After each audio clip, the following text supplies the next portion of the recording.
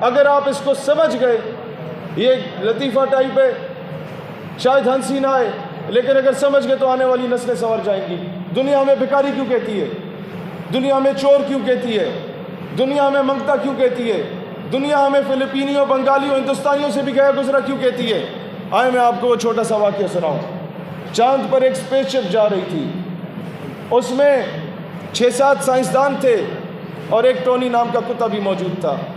جب وہ خبر دنیا میں بریک ہوئی کہ چاند پہ انسان جا رہا ہے، سائنسدان جا رہا ہے اور ایک کتے کو بھی لے کے جا رہا ہے، سائنس ترقی کر گئی، تو پوری دنیا میں جشن کا سما تھا۔ لیکن لیا بھکر کا ایک سرائکی بابا تھا، وہ کہتا ہے اللہ کرے غرق تھی بن جائے، تباہ تھی بن جائے، لیکن چاند پہ نہ پہنچے۔ لوگوں نے کہا بابا جی وہ اسپیس شپ تمہاری ہے؟ اس نے کہا نہ پتر میری تو نہیں۔ انہوں نے کہا بابا جی اس میں جو کتا جا رہا ہے وہ تمہارا ہے؟ اس نے کہا نہ پتر وہ بھی میرا نہیں ہے۔ لوگوں نے کہا اس میں جو فیول ڈالا گیا بابا وہ تمہارا ہے؟ بابا نے کہا نہیں پتر وہ بھی میرا نہیں ہے۔ لوگوں نے کہا بابا جی وہ تو کی تکلیف ہے، تسی سرائکی اس لیے ترقی نہیں کر پاتے کہ تم لوگ ٹیکنالوجی سے دور ہو۔ اس بابے نے کہا بیٹا میں پڑھا لکھا تو نہیں ہوں، لیکن بات یہ ہے کہ وہ اسپیس شپ اگر چاند پہ پہنچ جاتی ہے اور چاند پہ چاند کی اپنی مخلوق پہلے سے موجود ہوتی ہے اور وہ زمین کی مخلوق کا استقبال کرنے آ جاتی ہے، اور 100 مرتبہ خدا نخواستہ اسپیس شپ سے سائنسدان کی جگہ اگر پہلے کتا باہر آتا ہے تو کہیں چاند کی مخلوق یہ نہ سمجھے کہ زمین کی مخلوق ایسی ہوتی ہے، کیونکہ وہ کتا چاند پہ زمین کی نمائندگی کر رہا تھا، اپنے نمائندے اچھے چنے۔ جب وہ جا کے کشکول پھیلائیں گے، جب وہ جا کے یہ جھولیاں پھیلائیں گے، جب وہ جا کے بھیک مانگیں گے، جب وہ جا کے کہیں گے اسی توڑے نوکر، توڑے پیو دادے بھی نوکر، توڑے بچے دے بھی نوکر، مہاراج صاحب کو حکمرانی دیتی بنجے پاکستان دی، تو جناب علی کبھی بھی پاکستان کی ریاست خود مختار نہیں ہو سکتی۔ ہم لوگ گامے ماجے نہیں تھے، مجھے 100,000 اختلاف جنرل ایوب سے، لیکن سر ماضی میں ایسا بھی دور تھا جب جنرل ایوب امریکی صدر کو ہاتھ ملاتا تھا تو اس کے منہ پہ تھپکی دیتا تھا، اور تھپکی ہمیشہ بیٹے کو دی جاتی ہے۔ پاکستان کی باڈی لینگویج اتنی زبردست ہوا کرتی تھی۔ ہم لوگ ہمیشہ سے ایسے نہیں تھے، ہم جرمنی کو قرضے دیا کرتے تھے، ہم لوگ ہمیشہ ایسے نہیں تھے۔ PIA Pakistan international air line, اس کا موٹو ہوتا تھا great people to fly with, وہ اپنے تھکے ہوئے جہاز ایمریٹ ایئر لائن کو دیا کرتی تھی۔ آج PIA کو کبھی گروی رکھوانے کی بات کی جا رہی ہے، کبھی سیل آؤٹ کرنے کی بات کی جا رہی ہے۔ کیوں ایسا ہو رہا ہے؟ آج بھی میں گیا آذربائیجان، ہر پلازے پہ، ہر بلڈنگ پہ درمیان میں آذربائیجان کا جھنڈا ہوتا ہے، رائٹ پہ ترکیہ کا ہوتا ہے، لیفٹ پہ پاکستان کا ہوتا ہے۔ کہیں پر بھی چلے جائیں وہ ہمارا ریگارڈ کرتے ہیں۔ کیوں کرتے ہیں پوچھیں تو صحیح۔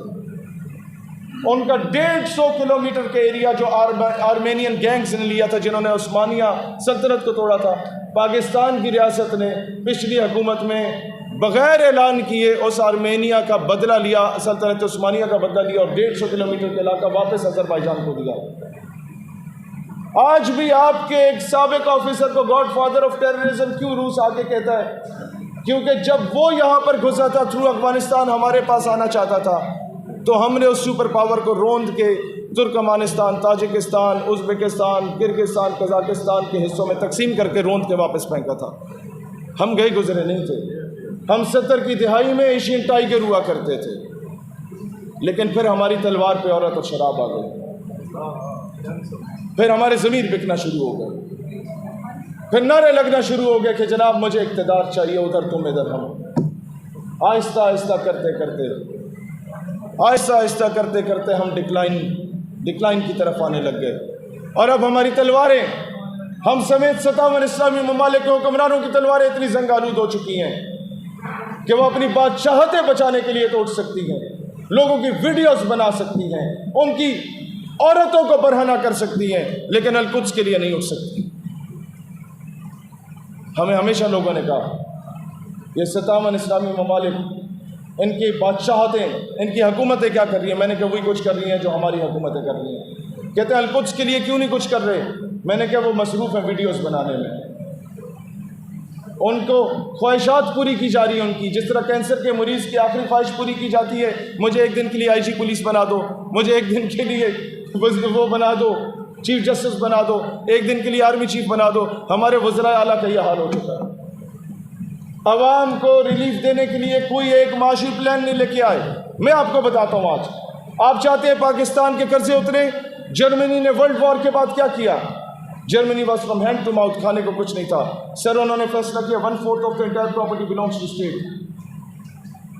وہاں کی عورتوں نے کہا ہم سونا پہننا چھوڑ دیں گے.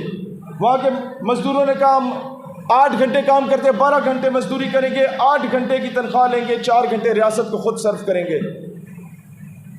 1/4 of the property belongs to state کا مطلب ہے کہ 4 کمرے ہیں گھر میں ایک ریاست کو دیں گے، 4 سائیکلیں ایک ریاست کو دیں گے، 4 جوڑے کپڑوں کے ایک ریاست کو دیں گے.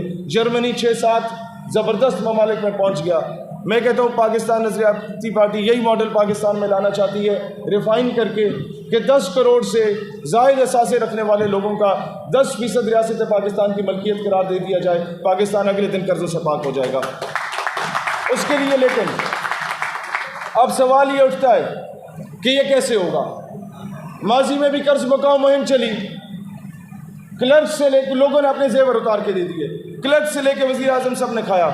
پھر حال میں ہی سابق چیف جسٹس نے ڈیم فنڈ کا اعلان کیا، کوئی بندہ 10 روپے کا میسج کرنے کو تیار نہیں تھا. ٹرانسپیرنسی پہ سوال اٹھتا تھا. میرے بھائیوں، ہم اس قرارداد کے متن میں لکھیں گے کہ سب سے پہلے یہ 4 شخص اسمبلی میں یہ قرارداد منظور ہو نہ ہو ہم پیش کریں گے انشاءاللہ کہ وہ 4 شخص سب سے پہلے اپنے کل کمائی کا 10% ریاست پاکستان کو دیں گے. نمبر 1 صدر مملکت، نمبر 2 وزیر اعظم، number 3 chief justice of Pakistan, number 4 chief of army staff.